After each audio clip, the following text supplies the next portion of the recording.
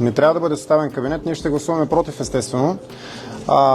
По-лошото обаче е друго. В този грозен, пошъл политически сценарий, в който участва управляващата тройна коалиция ГЕРБ, ППДБ и ДПС, потъват надеждите на българите за нормално развитие на нашата държава. Казахме го много пъти, пак ще го повторим. Успешна ротация означава неуспешно развитие за България. В момента това, което се случва, е нещо безпрецедентно за последните 34 години. Такива грозни политически игри, такива грозни пошли спектакли, такъв цирк, отвратителен. Единственото нещо, което ще постигне още по-ниска избирателна активност. Хората са отвратени от това, което се случва. Аз честно казвам не знам, след като с нощи ППДБ нарекоха Мария Габриел красивото лице на мафията, сега те ще преговарят отново с красивото лице на мафията. Тук не става въпрос нито за принципи, нито за позиции, нито за политики.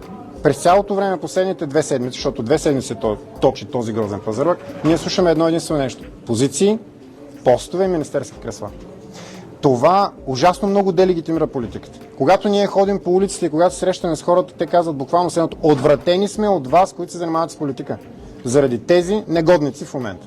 Защото видя се ясно категорично за пореден път. Тук не става въпрос нито за политики, нито за принципи. Става въпрос само единствено за плячка. Те в момента се разбират като едни разбойници над трупа на своята жертва, защото тяхната жертва е България, как точно да поделят имуществото на жертва и да разчленят трупа. Ето това правят в момента. Изход ли са новите избори, тъй като категоричен изход. Категоричен изход. Вижте, ние не можем. Не, първо, въобще не може да се говори за пращане на избори, но това, което вчера се случи, беше безпрецедентно. Бяхме се събрали вчера 100 човека, и министри, и цялата парламентарна група. Всички просто не можехме да повярваме, че това беше направено. Това беше една политическа измама. Аз се радвам, че не видяхме в листа на Мария Габриел и вас. Можеше и вие да се озовете. Защото тук имаше хора, които даже не бяха...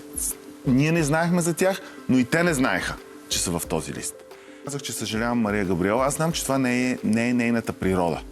Но защо тя позволи Борисов, явно, защото няма кой друг да я накара да направи такова нещо, наистина политическа измама?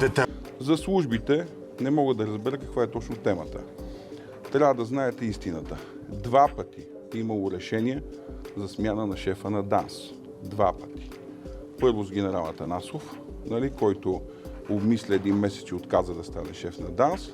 И след това с кандидатура на съветника на Денков, Веселин Марков, на която Кирил Петков се противостави след време. Първо беше съгласен. За нас от ДПС службите работят изключително добре с нашите евроатлантически партньори, структурирани са добре и в персонален състав няма нужда от никаква смяна. Смятаме, че тези началници на тези служби работят по най-добрия начин с западните партньори и ДПС седи да си останат, докато имат доверието на нашите западни партньори. Защото службите не могат да работят без това доверие, защото сме част от една система с нашите евроатлантически партньори. Затова това желание да се овладяват политически службите не го разбирам. За момента има едно политическо назначение в ДАНС и то е на Петър Петров, депутат от ПП-ДБ. Други политически назначения, както виждате, няма. Желание за овладяване на службите има, както се вижда. Можеха да поемат отговорност лицата си в лицето на генерал Атанасов и Марков. Не го направиха. Христо е бил всеки ден в моя кабинет, ми сме писали Конституцията и му казах преди 2 седмици. Номера му с врага ДПС няма да мине. След като ми разви пред мене как иска избори, защото не му се случват нещата с промените. Главен прокурор, шеф на административния съд, шеф на КОМПИ, защото той има само една цел – овладяването на тези позиции, ползата на олигархията. Ние казахме, че в това ще бъдем абсолютно против и съда за думите си. Ако олигархията иска да превземе съдебната власт с всички демократични средства, ние ще го спрем. Това нещо, бъдете убедени. Както казаха ППДБ, моля ви да не се вписва, че е с ДПС, то е ясно, че сте вие. Не.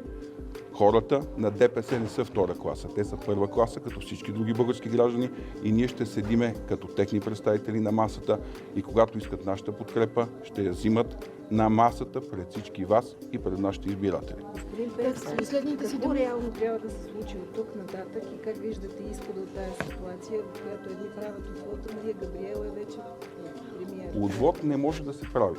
Има мандат с Мария Габриел премиер. Сега, ако искат да се извиняват, да си прощават, да идат да прошка мина, да си решават, това са си детски работи техни. Каквото да бъдат отговорни към държавата, да решават какво ще правят, но като ги наблюдавам, всичко, което си изговориха, нищо старо не е забравено. Върнахме се преди 9 месеца. Всичко това го прави само един човек. И това е Христо Иванов, който иска избори, колеги. Защото не го устройва. За него няма смисъл вече да остава. Знаете, че резултатите им падат. Те искат избори да взриват, за да могат каквото могат да вземат на предсрочни парламентарни избори. Христо Иванов вижда, че не може да овладее съдебната власт. След всичките му ходения нагоре-надолу и срещания по разни странни кабинети с хора от съдебната власт и плетене на всякакви игри с олигарсите. И за това той иска избори. Трябва да си кажем, човека, който в момента хвърля България в избори без време, се казва Христо Иванов. Трябва неговите партньори да се събудат в лицето на Кирил Петков, Асен, Наско, да седнат с него и да кажат: Христо, седни си на столчето и не дей да буташ България без времето. Само това трябва да се случи. Благодаря ви.